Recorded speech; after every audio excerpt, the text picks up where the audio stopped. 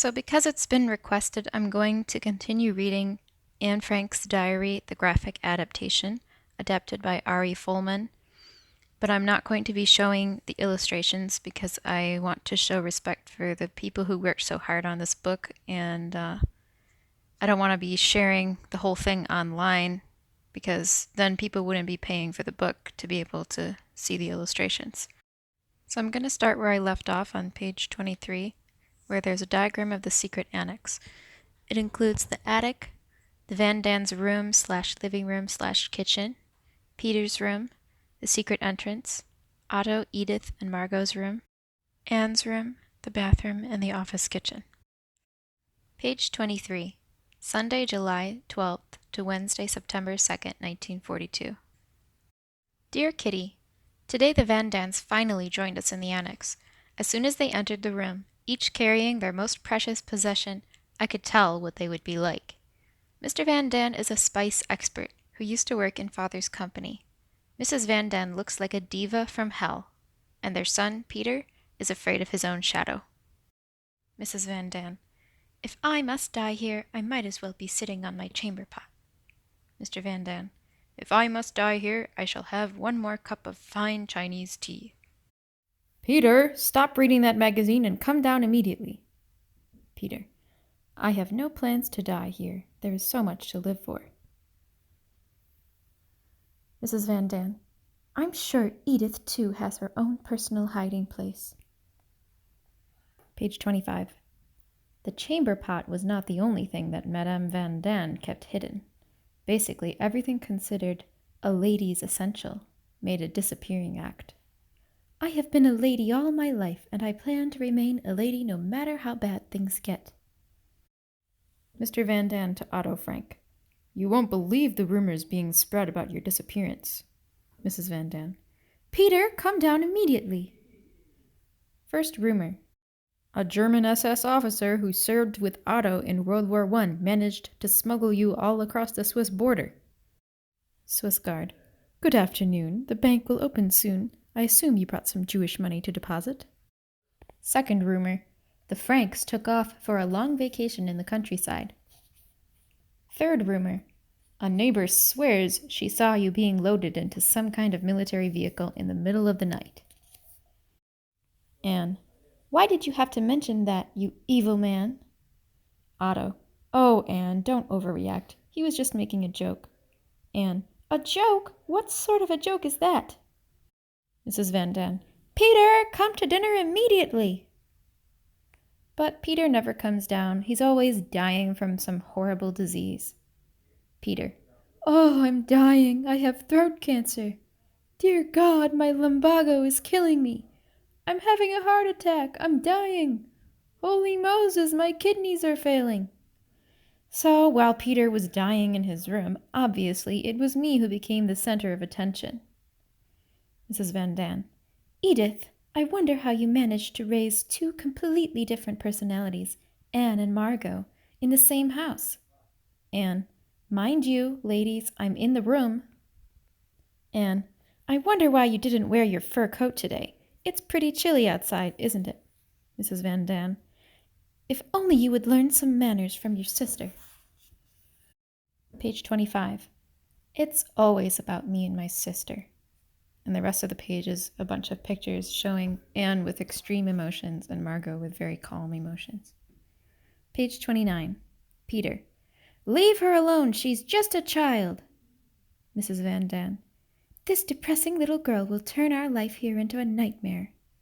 Mr. Van Daan: please try to be gentler with her. Think of how afraid she must be. Margot: Anne, please come out. No one is angry at you. Otto: we must ask Miep to bring some more sedatives. Edith Frank: medicine won't help. It's all about discipline. Miep shows up at the door. Look what a beautiful dress I bought for Anne. That's nice. She's been so sad lately. Page 30. Monday, September 21st, 1942. Dear Kitty, since the Van Daan's arrival, we have had a regular daily routine. In the mornings, while the workers are busy downstairs, we must remain deadly quiet. That is when we study and learn things by heart. Anne studying French. J'ai faim, vous avez faim, il a faim, elle a faim, nous sommes tous affamés, ils ont faim. Margot studying Italian. Son perfetto, sei perfetto, lui è perfetto, lei è perfetta. Peter studying English. I am dead, you are dead, he is dead, she is dead, we are all dead. Mrs. Van Daan speaking French. Je suis jolie, je suis jolie, je suis jolie, je suis jolie. Mr. Van Daan. La cordon bleu, choucroute garnie, 1 kilo pickled cabbage, 1½ cups vinegar, 2 tablespoons salt, 2 kilos Frankfurter sausages, 300 grams of bacon, 3 tablespoons. Otto Frank speaking Russian. I can't read that, so I'm going to skip it. At 12:30 p.m., the warehouse men go home for lunch, and the whole gang breathes a sigh of relief. Bep and Meep from the office bring us food, but we must eat in complete silence. Mrs. Van Daan.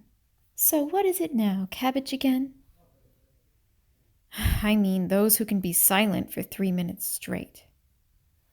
At 5:30 p.m., all the workers finish for the day, and that signals the beginning of our nightly freedom. First, it's time for a bath, but we only have 1 tin tub to share. Peter. The water is boiling hot. I'm dying. Peter likes to take his bath in the kitchen. Obviously, Madame Van Daan hasn't decided where to take her bath. Why must you insist on carrying that upstairs? Can't you bathe in the office like everyone else? Mr. Van Daan. Have you seen me naked recently? So she hasn't taken one yet. Father washes in the private office, which is as close as he can get to running the company again. Let's just say Mother takes her bath in a well-protected environment. Bath time with Margot in the office is a magical hour when I get to peek at the outside world. Page 32. It's time for dinner. The radio. Princess Juliana is expecting a baby in January. Mrs. Van Daan. Oh, this is so boring. Anne Frank thinking. Boring? It's the most exciting news I've heard since we came here. The next picture shows Anne imagining that she's the princess holding a baby. At night, the bad thoughts creep into my mind. It shows Anne thinking about or dreaming about war and soldiers. Page 33. Otto. Take this. It will help you sleep. I love you so much, Dad. I wish I could feel the same about Mother. I don't care if Mother dies. Shows a picture of Anne imagining her mother being buried, and looks like a Jewish rabbi is singing in Hebrew. Page 34. Monday, September 28th, 1942. Dearest Kitty, I'm dying to tell you about another one of our clashes, but before I do, I'd like to say this. I think it's odd that grown-ups quarrel so easily and so often, and about such petty matters. Up till now, I always thought bickering was just something children did, and that they outgrew it. Of course, there's sometimes a reason to have a real quarrel, but the verbal exchanges that take place here are just plain bickering. They refer to these as discussions instead of quarrels. But Germans don't know the difference. They criticize everything, and I mean everything about me. My behavior, my personality, my manners, every inch of me, from head to toe and back again, is the subject of gossip and debate. Harsh words and shouts are constantly being flung at my head, though I'm absolutely not used to it. According to the powers that be, I'm supposed to grin and bear it. But I can't. I have no intention of taking their insults lying down. I'll show them that Anne Frank wasn't born yesterday. They'll sit up and take notice and keep their big mouths shut when I make them see they ought to attend to their own manners instead of mine. How dare they behave like that? It's simply barbaric. But enough of that. I've bored you long enough with my quarrels, and yet I can't resist adding a highly interesting dinner conversation. Somehow we landed on the subject of Pym's extreme diffidence. His modesty is a well-known fact, which even the stupidest person wouldn't dream of questioning. All of a sudden, Mrs. Van Daan, who feels the need to bring herself into every conversation, remarked, "I'm very modest and retiring too, much more so than my husband." Have you ever heard anything so ridiculous? This sentence clearly illustrates that she's not exactly what you'd call modest. Mr. Van Daan, who felt obliged to explain the "much more so than my husband," answered calmly, "I have no desire to be modest and retiring. In my experience, you get a lot further by being pushy." And, turning to me, he added, "Don't be modest and retiring, Anne. It will get you nowhere." Mother agreed completely with this viewpoint. But, as usual, Mrs. Van Daan had to add her 2 cents worth. This time, however, instead of addressing me directly, she turned to my parents and said, "You must have a strange outlook on life to be able to say that to Anne. Things were different when I was growing up, though they probably haven't changed much since then, except in your modern household." This was a direct hit at Mother's modern child-rearing methods, which she's defended on many occasions. Mrs. Van Daan was so upset her face turned bright red. People who flush easily become even more agitated when they feel themselves getting hot under the collar, and they quickly lose to their opponents. If I could draw, I'd like to have sketched her as she was then. She struck me as so comical, that silly little scatterbrain. I've learned one thing. You only really get to know a person after a fight. Only then can you judge their true character. Yours, Anne. Saturday, October 3rd to Wednesday, October 7th, 1942. Dearest Kitty, I've been allowed to read more grown-up books lately. Eva's Youth by Nico van Schuchtelen is currently keeping me busy. Eva thought that children grew on trees, like apples. She thought cats laid eggs and hatched them like chickens. Eva wanted a baby too. She took a woolen scarf and spread it on the ground so the egg could fall into it. She squatted down and began to push. She clucked as she waited, but no egg came out, only something smelly that looked like a sausage. Eventually, Ava grew up and realized women don't lay eggs. Some women have to sell their bodies on the street to make money. I imagine that I've gone to Switzerland. Daddy and I sleep in one room in my father's family's huge mansion in the Alps. Picture in the middle. Otto. Here, darling, 150 guilders. Buy yourself whatever you need. Oh, Daddy, you're so sweet. I'll buy all the essentials for my stay in the Annex.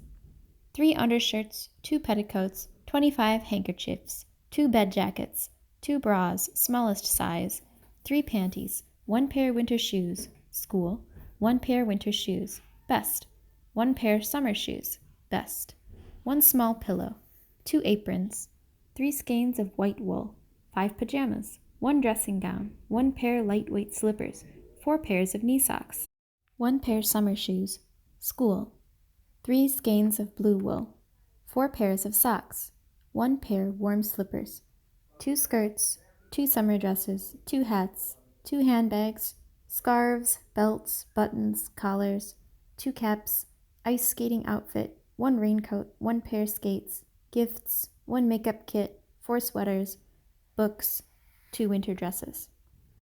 That sort of daydream with so many details is what happens when you're in hiding for an unknown period of time. Friday, October 9th, 1942. Today Miep told us some terrible news from the real world. She saw her Jewish neighbor taken away by the Gestapo, and she could do nothing to help her. Later, she met someone who'd managed to escape from a concentration camp.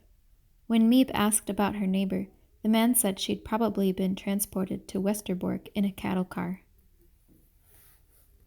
It must be terrible in Westerbork. The people get almost nothing to eat, much less to drink, as water is available only 1 hour a day, and there's only 1 lavatory and sink for several thousand people.